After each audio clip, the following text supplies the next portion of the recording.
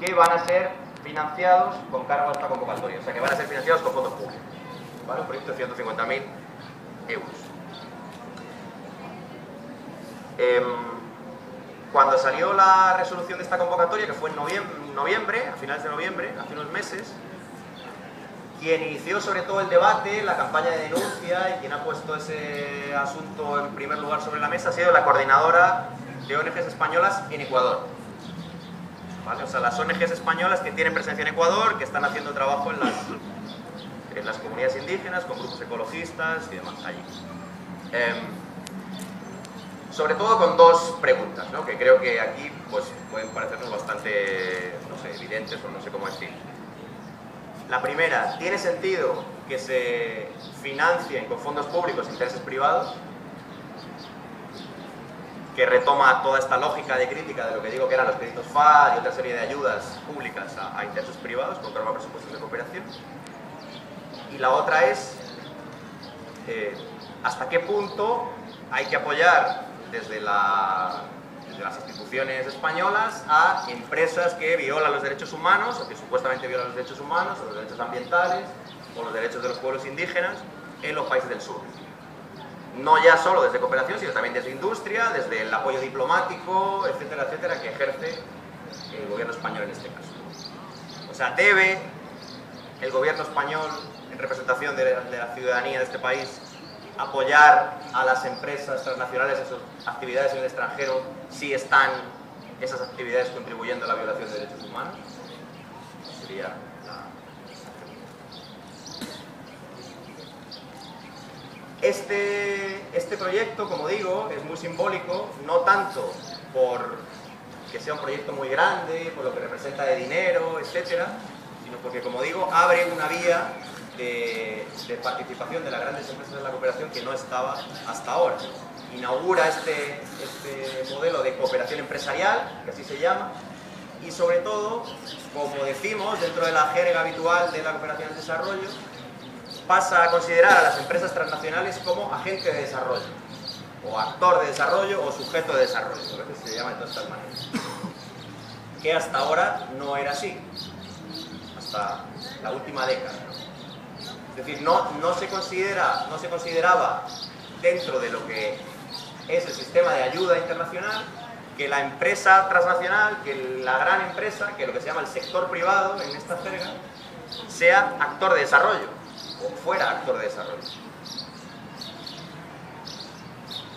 Pero en la última década todo esto ha cambiado hasta llegar a este punto. O sea, digamos, este punto en el que estamos ahora, en donde por primera vez se hacen estos mecanismos, es el resultado de la evolución de una década de estrategias empresariales y gubernamentales para llegar hasta este punto.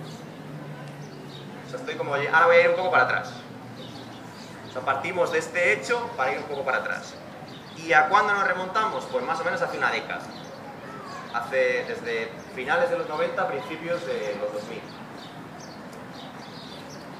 En donde sobre todo las grandes empresas transnacionales, que son las que empiezan esta estrategia, digamos,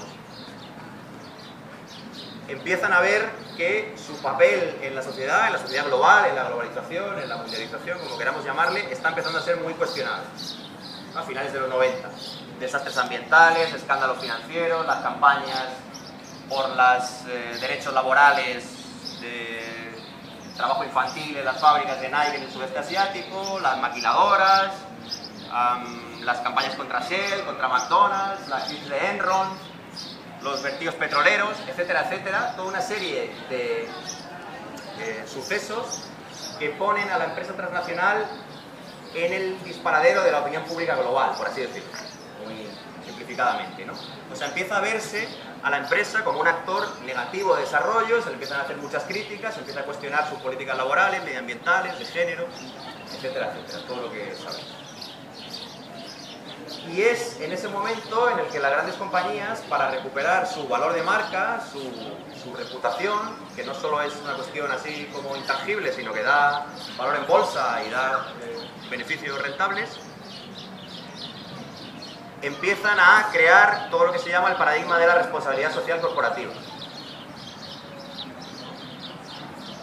que simbólicamente se hace efectivo en el año 99, cuando el secretario general de Naciones Unidas, Kofi Annan, va al Foro Económico Mundial de Davos en enero del 99 y presenta una iniciativa de Naciones Unidas, así dice él, para construir un capitalismo de rostro humano, un mercado en el que se legitimen la visión de los negocios.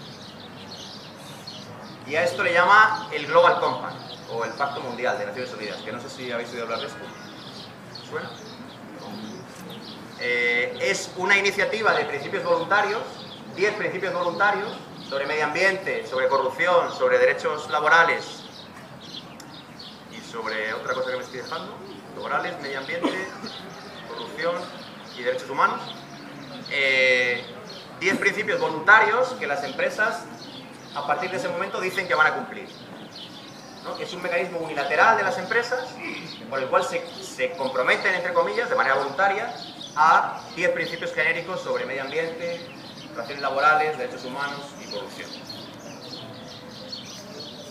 Y empieza a instaurarse toda una serie de políticas voluntarias de las empresas por las que, para contrarrestar esas críticas que se les habían hecho, dicen que van a asumir cambios en sus operaciones, que van a dejar de tener malas prácticas para pasar a buenas prácticas en este tipo de terrenos. Como digo, es muy simbólico ese punto, porque no solo por lo que representa de lavado de cara empresarial, hablando así como llanamente, ¿no? O sea, es en primer lugar una operación de marketing, una gran operación de marketing, de lavado de cara, de maquillaje verde, como queramos llamarle, de barniz corporativo, pero es bastante más que eso. O sea, no es solo una operación de marketing, sino que es, además, toda una redefinición del papel de la empresa en la sociedad global, para legitimarse y a partir de esa legitimación seguir expandiéndose a nuevos mercados, a nuevos sectores, seguir conquistando actividades que hasta entonces eran públicas o comunes por todo el planeta. Entre otras cosas, supone además, en términos jurídicos, que si se acepta la responsabilidad social corporativa como válida, o sea, si se dan por buenos los códigos de conducta voluntarios, los acuerdos voluntarios, la autorregulación empresarial, se está evitando la posibilidad de normas de control efectivas sobre las actividades de las grandes compañías, que es un debate que viene desde los años 70, que ahora no voy a entrar en él, ¿no? Pero desde los años 70, desde la época de Salvador Allende, que puso este debate en la Asamblea General de Naciones Unidas, en un discurso muy famoso en el 73, 72, ya venía dándose todo ese debate sobre la necesidad de, en un mundo global donde las fronteras del Estado-Nación se quedan cortas para empresas que tienen más poder que muchos estados y que operan por todo el planeta, ¿qué mecanismos nos damos a nivel global para controlar a estas compañías? Este debate ya venía desde los años 70. Pero este debate se cierra, o se deja ahí en un cajón archivado, cuando se da por buena esta iniciativa de autorregulación empresarial. Todo lo que representa la responsabilidad social corporativa. Se está impidiendo de facto retomar todo eso. De hecho, coincide el auge de la responsabilidad social corporativa del Global Compact de Naciones Unidas, coincide con el cierre en Naciones Unidas de una comisión sobre empresas transnacionales y derechos humanos que había hasta principios de los años 2000, que se creó en los años 70. ¿Vale? O sea, se van bloqueando cada vez más las posibilidades de acción vinculante de organismos globales para controlar las empresas y se va favoreciendo toda esta lógica de la voluntariedad, la unilateralidad, la autorregulación, la no exigibilidad jurídica, porque estos códigos de buenas prácticas, esta responsabilidad social corporativa, es la empresa la que dice qué va a cumplir, cuándo lo va a hacer, cómo lo va a hacer, si es que lo hace y quién le va a dar seguimiento. ¿Vale? No hay ningún organismo ni institución pública o democrática que pueda controlar eso. Voy a intentar ir un poco más rápido.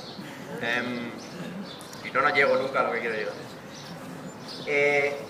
La responsabilidad social corporativa, como digo, empieza siendo sobre todo una cuestión de marketing, de maquillaje, de filantropía también, ¿no? De proyectos filantrópicos de las grandes empresas que destinan una partecita de sus beneficios a proyectos de construir una escuelita allí, un hospital allá o lo que sea.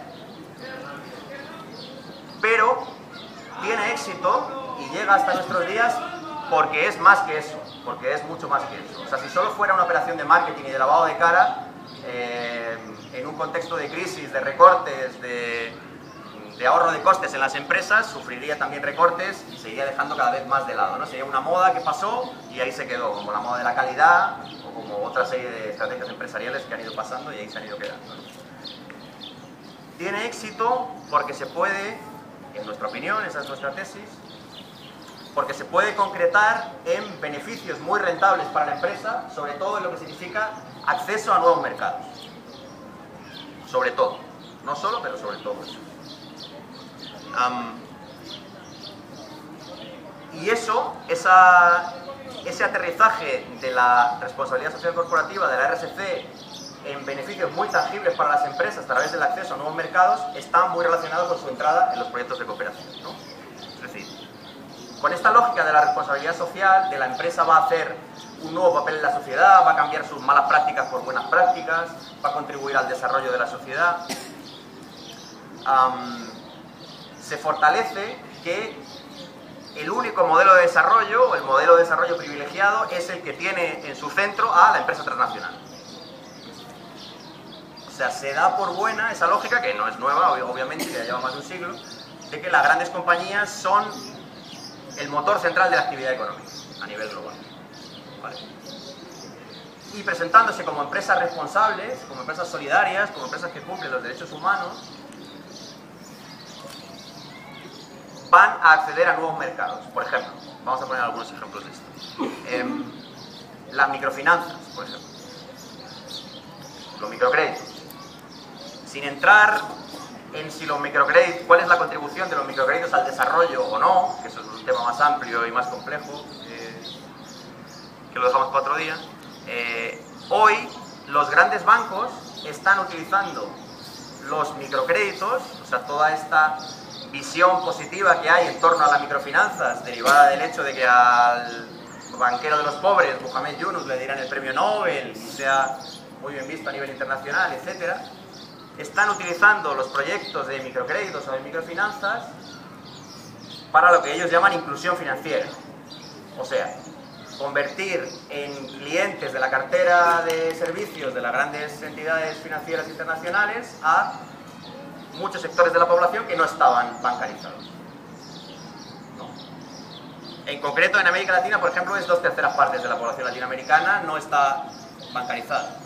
No es como aquí, que para cobrar tu sueldo tienes que tener la cuenta en el banco y si no, no cobres, ¿no? Y para domiciliar la nómina, y para créditos, y para hipotecas, y para bla bla bla, todo lo que ya sabemos.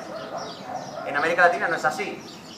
Entonces, las grandes sociedades financieras internacionales han puesto sus ojos en ese inmenso mercado, porque son 2/3 partes de la población a nivel mundial, que no está bancarizada, que no está en la sociedad de consumo, que no consume bienes y servicios de los que sí consumimos la clase consumidora global, que somos solo 1/3 de la población del planeta. Entonces, se abre a ojos de estas empresas un inmenso mercado potencial compuestos por esos 4 o 5 mil millones de personas que no están insertadas en la sociedad de consumo y que a través de las estrategias de responsabilidad social y de este tipo de programas, y legitimándose como nuevos actores de desarrollo y con esta nueva visión que quieren que se tenga en la sociedad de estas compañías, acceder a estos mercados, las empresas. ¿Me explico más o menos?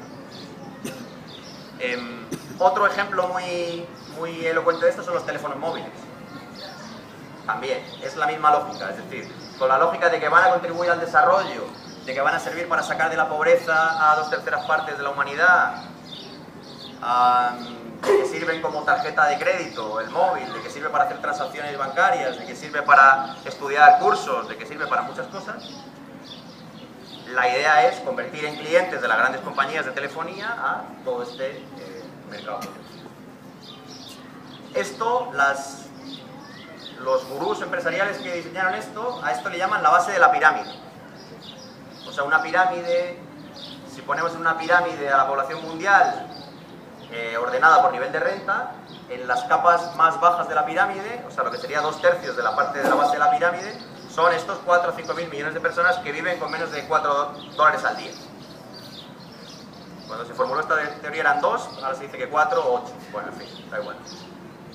Niveles de renta bajos, que tienen estos 4 o 5 mil millones de personas, y la idea es desarrollar productos, estrategias empresariales y bienes y servicios para convertir a estas personas en clientes de las grandes compañías. Bien. Y diréis, bueno ya, pero esto es una estrategia empresarial, ¿qué tiene que ver esto con la cooperación al desarrollo? Esta lógica que estoy contando es justamente la que justifica la entrada de las compañías en el sistema de cooperación internacional. No a través de legitimarse como un actor en nuevos mercados y de llevar sus actividades a nuevos mercados, sino con toda esta lógica de empresas responsables, empresas solidarias, empresas que contribuyen al desarrollo de los países.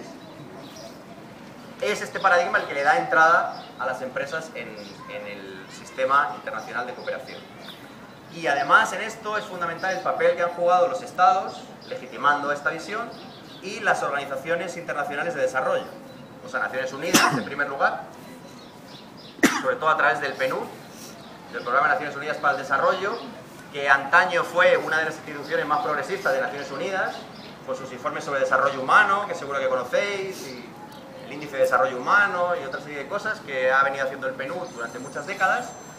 Pero desde mediados de los 2000, el PNUD empieza a hacer todo un desarrollo teórico y un montón de literatura y de dinero puesto en consolidar el papel de la empresa transnacional como agente de desarrollo, a través de toda una serie de estudios sobre lo que son los mercados inclusivos, le llaman. ¿Vale? O sea, la idea es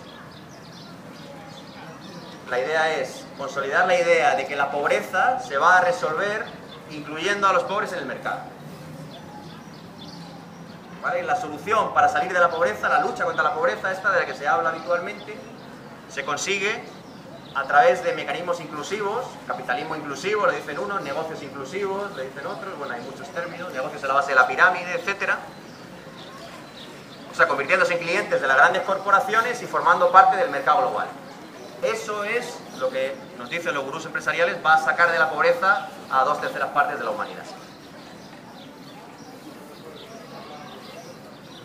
Pero en realidad lo que opinamos nosotros, lo podemos debatir, es que la cuestión no es tanto erradicar la pobreza, sino hacer una pobreza rentable, digamos. Es lo que nosotros le hemos llamado en algunos materiales que vamos a publicar la pobreza 2.0. ¿No? O sea, no se trata de acabar con la pobreza, sino de hacer que la pobreza sea rentable para las grandes compañías, favorecida además por los organismos públicos internacionales y los estados del norte y las agencias de cooperación de los países centrales. Lo mismo que hay una responsabilidad social corporativa 1.0, digamos, inicial, muy basada en la filantropía, en el marketing, en la acción social y en el lavado de cara, y hay una RSC 2.0 que ha venido para quedarse porque se concreta en beneficios tangibles para la empresa, en aumento de beneficios en la bolsa, en estrategias que permiten acceso a nuevos mercados, etcétera, etcétera. Ahora se estaría haciendo un reenfoque de lo que es la pobreza. O sea, ya no se trataría de tantos proyectos de ayuda internacional que fortalecen a las comunidades más pobres, que le dan instrumentos para que el día de mañana puedan ellas mismas hacer un trabajo hacia el progreso y el bienestar, sino que todo eso va a venir de la mano de la empresa transnacional, el sector privado y el mercado. Puede parecer un poco increíble que hoy, con este cuestionamiento de los mercados que hay, ¿no? Y que vamos a contar aquí, de lo que significan los mercados, pues vuelve con mucha fuerza el poder del mercado en todo lo que es la ayuda internacional. O sea, los pilares del mercado, competencia, riesgo, empresa, etcétera, son los que se proponen como eje fundamental de la cooperación internacional para los próximos años. ¿Vale? En base a estas teorías empresariales, estas estrategias empresariales que son abrazadas con entusiasmo por Naciones Unidas, por el Banco Mundial, por la Unión Europea, por los bancos de desarrollo regionales, el Banco Interamericano de Desarrollo, el Banco Europeo de Inversiones, los principales países del centro, Estados Unidos, Reino Unido, Suecia, Holanda y, por supuesto, España. esta lógica va permeando las instituciones de cooperación de los países centrales. Como digo, la primera agencia de cooperación que más fuerte se implica en esto es la estadounidense, USA, que tal vez os suene, que tiene ahora mismo un programa de alianzas con el sector privado con más de 1000 empresas, con fondos públicos para apoyar la expansión de empresas como Coca-Cola, IBM, Chevron, Walmart, Starbucks, etcétera, etcétera, o sea, empresas muy grandes, como veis. En Europa esto llega a través de la cooperación inglesa, sueca y holandesa, y acaba llegando también a la cooperación española, ¿no? En donde una institución fundamental para todo el desarrollo de este nuevo paradigma es la Fundación Carolina. No sé si os suena. Es una institución mixta del gobierno español y de las grandes compañías. El patronato de la Fundación Carolina está formado a la mitad por el rey, el presidente del gobierno y diferentes ministros, y la otra mitad por los dirigentes de las 30 mayores empresas españolas. Y es un think tank, digamos, un centro de pensamiento que ha desarrollado mucho la teoría y la argumentación para poder considerar a la gran empresa como actor de desarrollo, de mercados inclusivos, de capitalismo inclusivo, etc. Es una institución que fue creada por el Partido Popular en la época de Aznar. Se llama Fundación Carolina, no porque haya ninguna Carolina, sino por Carlos V, Carolus V, ¿vale? O sea, la época del Imperio Español y todo esto, eso es el nombre de la Fundación Carolina,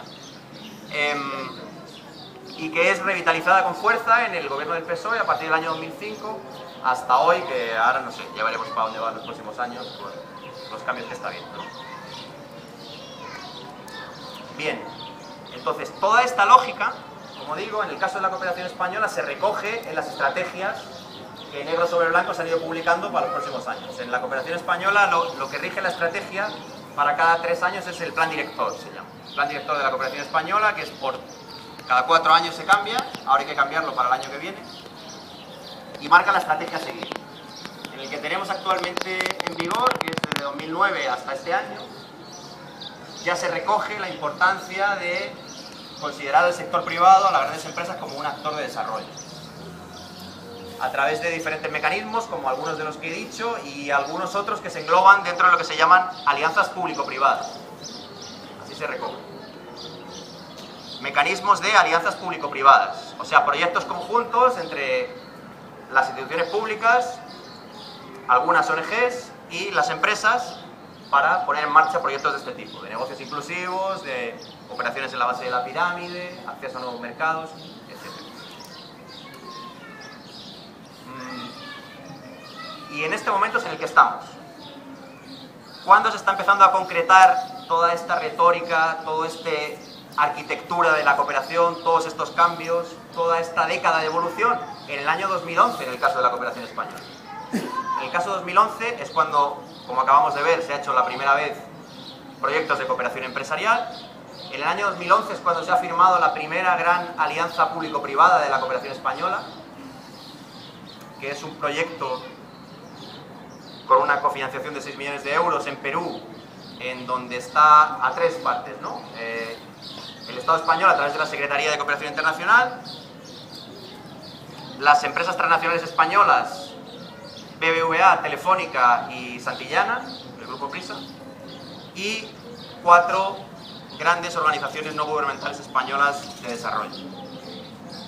¿Vale? Ese ha sido el primer ejemplo de alianza público-privada puesta en marcha por la cooperación española, con 6 millones de euros en Perú, en un proyecto que engloba cuestiones de telecomunicaciones, agua, microfinanzas, etc. Tiene lógica en base a las empresas que, como veis, están y al acceso a nuevos mercados que querrían tener. ¿Cuáles son las 4? Las 4 organizaciones de desarrollo son Ayuda en Acción, Entre Culturas, Ecología y Desarrollo y Solidaridad Internacional. Eso se ha puesto en marcha en 2011 también. Y en 2011 se ha puesto también en marcha en la cooperación española una unidad de empresa y desarrollo dentro de la ECID, dedicada también a gestionar todo este nuevo paradigma de inserción de la empresa en las estrategias de cooperación. Es decir, y voy terminando ya. A ver si. Vale. Es una lógica, como vemos, tripartita, ¿no? Un triángulo, de lo que podríamos llamar el triángulo del capitalismo inclusivo. En el vértice más alto y más importante está la empresa transnacional, el sector privado, las grandes compañías. Pero para esta lógica de legitimación, para poder entrar en nuevos mercados que antes no podían entrar, para poder legitimarse, para poder asegurar sus negocios, ahora vamos a ver esto, necesitan la lógica estatal, la lógica institucional, los organismos de desarrollo, o sea, Naciones Unidas, los gobiernos de los países del centro, las agencias de cooperación, y en el tercer vértice del triángulo necesitan también en parte a lo que se llama, en la jerga de la cooperación, las organizaciones representantes de la sociedad civil.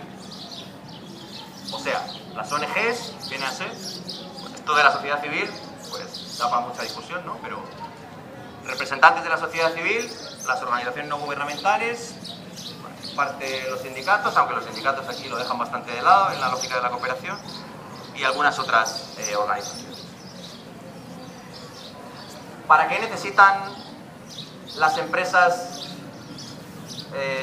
acceder a todos estos nuevos mercados? Bueno, es bastante obvio, ¿no? En una lógica de crecimiento y acumulación constante, en donde hay saturación de abrir mercados en los países del centro, donde ya las empresas no pueden crecer más, y menos en un contexto de crisis de consumo, de crisis de inversión, etcétera, como el que estamos viviendo aquí, necesitan otros mercados para seguir con la lógica de aumentar los beneficios cada año, ¿no?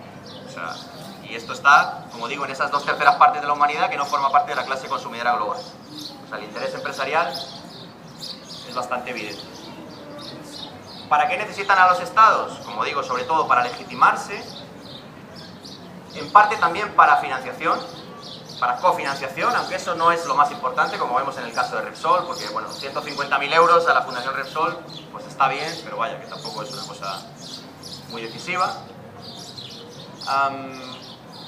Y también, en tercer lugar, lo más importante, pienso yo, para construir un marco jurídico, un marco de negocios que legitime esas operaciones de las empresas, ¿no? O sea, lo que se llama habitualmente la seguridad jurídica.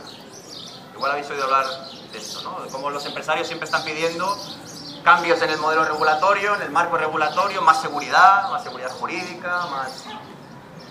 que no sea eso de una república bananera, ¿no? Que no se sabe cómo van a cambiar las cosas, no, seguridad.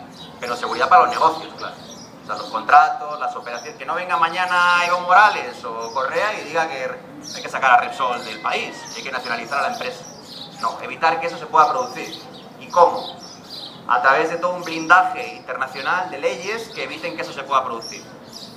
Tratados de libre comercio, tratados bilaterales, acuerdos en la OMC, en el Banco Mundial, en el Fondo Monetario Internacional, etcétera, etcétera. O sea, toda una armadura de legislación internacional que proteja los negocios de las grandes compañías. ¿Vale? Para eso sirve el Estado y las instituciones internacionales a las grandes empresas. ¿Y para qué necesitan a las organizaciones de la sociedad civil estas compañías? Bueno, pues en primer lugar también por una cuestión de legitimación social. Es decir, en Bolivia, donde el agua no fue posible privatizarla por un programa del Banco Mundial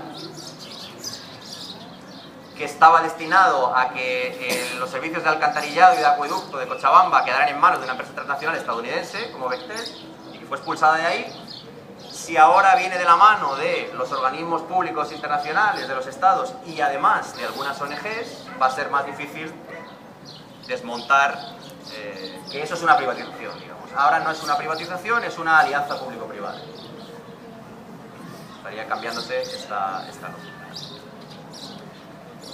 Pero además de como factor de legitimación, el conocimiento que las organizaciones de desarrollo tienen sobre el terreno es muy valioso para las grandes compañías. Muchas de estas compañías han tenido fracasos en sus estrategias empresariales porque han llegado a los países y han querido aplicar la misma estrategia en cualquier país, sin adaptarse a la población local, sin tener en cuenta el contexto socioeconómico, etcétera, etcétera. Entonces, las actividades que las organizaciones llevan desarrollando, las organizaciones de desarrollo, durante 1, 2 o 3 décadas en aquellos países, puestas al servicio de la estrategia empresarial, son muy valiosas. permiten amortizar el beneficio, amortizar las inversiones, obtener ganancias en muy poco tiempo, evitar que haya que hacer un proceso muy largo para amortizar esas inversiones. Entonces, poner ese conocimiento al servicio de las estrategias empresariales. Y lo que se dice, ya voy a terminar, lo que se dice para justificar este triángulo, o sea, un poco lo que yo estaba exponiendo es cómo vemos nosotros que es los intereses de cada uno de los tres vértices del triángulo para desarrollar todo esto, pero la justificación oficial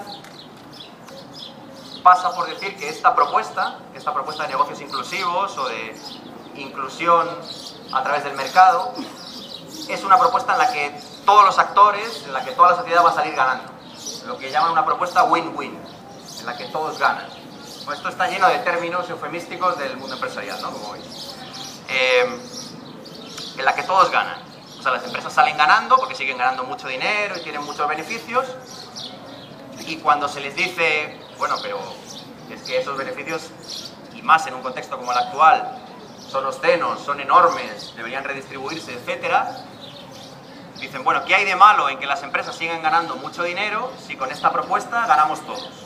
Ganan también los estados, porque a través de la gestión privada es más eficaz, ¿no? A través del know-how de las empresas puesto al servicio de los estados, vamos a mejorar en la atención a los ciudadanos.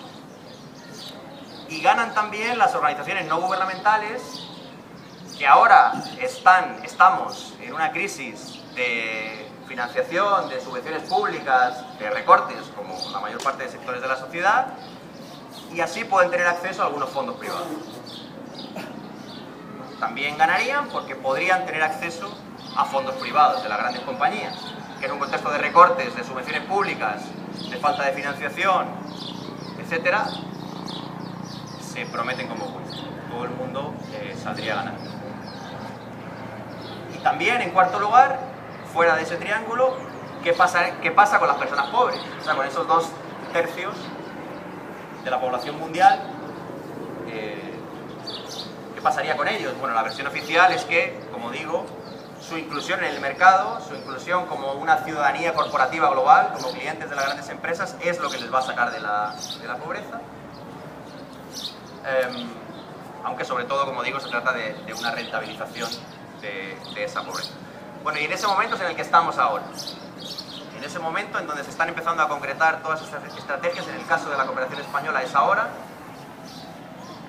El programa electoral con el que el Partido Popular ha ganado las elecciones, 3 minutos me quedan.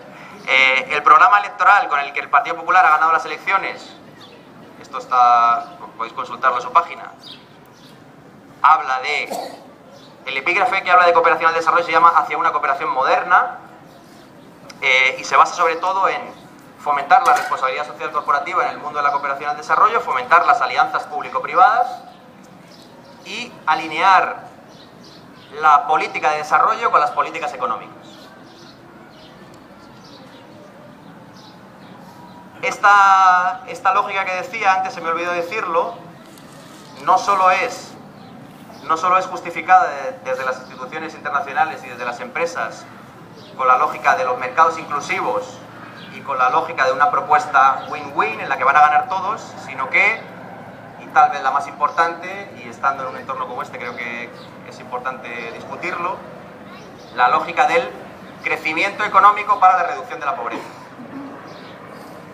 O sea que es justamente un mayor crecimiento lo que nos va a sacar de la crisis y lo que va a sacar de la pobreza a la mayor parte de la humanidad.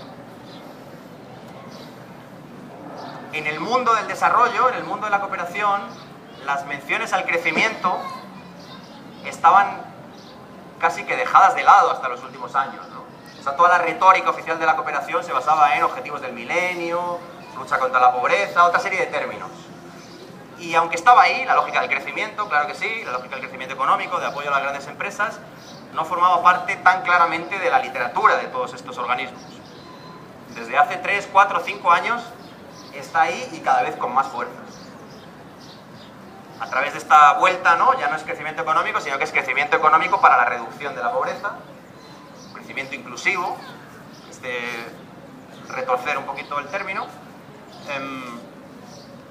pero que sobre todo se basa en la lógica que bien conocéis seguramente de, ante la crisis, más internacionalización de la economía española, que estamos viendo todos los días, que tampoco es nuevo, ya viene de bastante tiempo, pero que con la crisis se acentúa más. Ante un mercado que aquí tiene cada vez menos posibilidades para las grandes compañías, hay que expandirse a nuevos mercados en los países del sur, ¿no? Y eso ya se hace a través de otros ministerios, ya se hace a través de otras estrategias, pero ahora también tiene su entrada a través de la cooperación. Sobre todo como un mecanismo de aseguramiento de esas inversiones, ¿no? De que esas inversiones no tengan riesgo. Disminuir ese riesgo a través de los proyectos de responsabilidad social, de alianza con las ONGs, etc. Y como decía, en esta lógica es en la que estamos actualmente. La primera acción del ministro de Asuntos Exteriores y Cooperación, como habéis visto, ha sido reunirse con los mayores empresarios de este país. Esto que antes hacía el presidente del gobierno o el ministro de Economía, etcétera, etcétera. Bueno, en este caso le ha tomado la delantera el ministro de Asuntos Exteriores y Cooperación, que en sus primeras declaraciones ha dicho que él se considera a sí mismo el tercer comercial de España.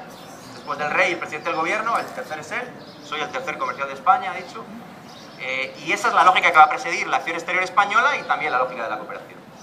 Apoyo a la gran empresa, apoyo a los países del sur, ir reduciendo cada vez más los proyectos de cooperación basados en derechos humanos, en género, en soberanía alimentaria, para ir pasando cada vez más a los proyectos de fortalecimiento del tejido empresarial, fortalecimiento de los sectores productivos en los que las empresas españolas son fuertes, agua, telefonía, banca, etcétera, etcétera.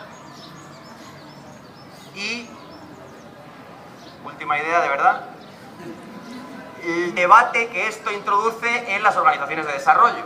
Es decir, ¿qué representa esto para las ONGs que en España fundamentalmente surgimos como un boom de la solidaridad en los años 90, en torno sobre todo a lo que era el movimiento del 07, en torno a lo que eran los movimientos de cristianos de base, de teología de la liberación, los movimientos de solidaridad con América Latina, después de las revoluciones de Nicaragua y de los países centroamericanos, etcétera? Bueno, todos esos hechos hicieron que en los años 90 hubiera un boom de las ONGs en España, con unos principios solidarios bastante marcados, de unos criterios bastante fuertes de solidaridad con los pueblos del sur, sobre todo con América Latina, Centroamérica, y que eso en estos últimos 10-15 años se va permeando con esta lógica que digo. Esta lógica también nos llega a las ONGs, a las coordinadoras de ONGs, a las organizaciones de desarrollo, y va cuestionando ese sentido solidario y lo va cambiando cada vez más por un concepto mercantilista de la cooperación al desarrollo. Lo que podríamos llamar mercantilización de la cooperación, privatización de la cooperación, como queramos llamarle, ¿no? ¿En qué papel nos sitúa ahí a las organizaciones no gubernamentales de desarrollo, que yo creo que es bastante pretencioso llamarnos representantes de la sociedad civil, ¿no? Por supuesto. La retórica oficial llama así a las ONGs, pero aquí habría mucho que hablar, ¿no? ¿En qué papel queda todo este sistema para los próximos años? ¿En qué papel vamos a quedar todas estas organizaciones? ¿Hasta qué punto hay que acceder a estos fondos privados como vía de supervivencia o no? ¿Hasta qué punto hay base social? ¿Hasta qué punto hay reconocimiento y legitimación social de estas actividades? ¿Hasta qué punto la única vía para salir de la pobreza es el mercado y la gran empresa? Cuestionar la lógica del crecimiento, etcétera, etcétera. Bueno, muchas ideas, espero no haberos aburrido demasiado. Es como un mapa así medio complejo. Queríamos tocar también cuestiones de economía, cuestiones de cooperación, cuestiones de medio ambiente hemos tocado menos, como veis. Si queréis ahora en el debate podemos tocar algunas. Y yo por mi parte lo dejaría ahí.